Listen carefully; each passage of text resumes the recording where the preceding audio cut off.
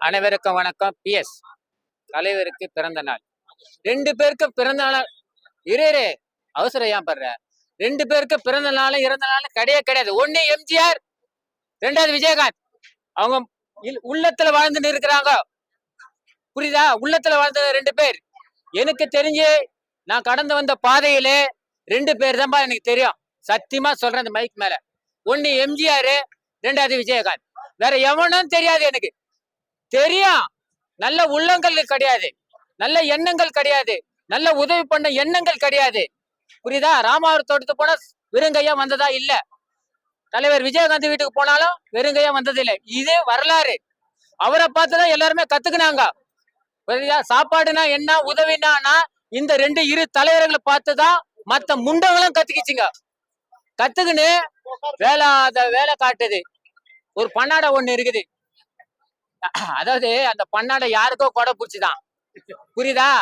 அந்த பன்னாடெல்லாம் வச்சு விஜயகாந்த கேவலமா பேசி ஒன்னே ஒண்ணு நான் சொல்றேங்க, நாம இழந்துட்டுங்க. அவர் ஒரு நல்ல சாய்ஸ் கொடுத்துதான் முதலமைச்சர் ஆயிருக்கலாம். அன்னைக்கு சோசியல் மீடியால அவரை கேவலமா பேசி பிரசாரத்துல அவர் இல்லாத லெவல்ல பண்ணாங்க. இல்ல, அதுதான் வேணும் எங்களுக்கு.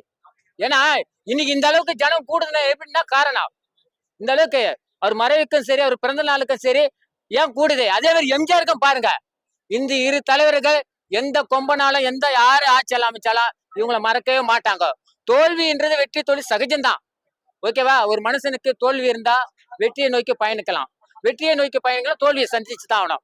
இது யார் மனசு புண்பத்தை நான் உண்மையை பேசுறேன். தீவிர எம்ஜிஆர் பக்தர்.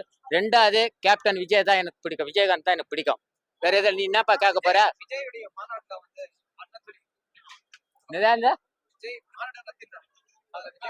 அதுதான் செந்தூர பண்ற விஜய் அட்ரான்றா போலய. நான் சொல்லிதானே அந்த டைலாக் நீ இப்படி பேச ஆரம்பிச்ச. உண்மையா இல்லையா? செந்தூர பாண்டியில ஃபைட் நடக்கும், அதுல விஜய் அட்ரான்னா போல. யார் சொல்ல போல? கேப்டன் சொல்ல போற. அதான் விஜய் அண்ணான்னு சொல்றா போல. இப்ப புரியுதா? இதுதான் இந்த ரிலேஷன்ஷிப். புரியுதா?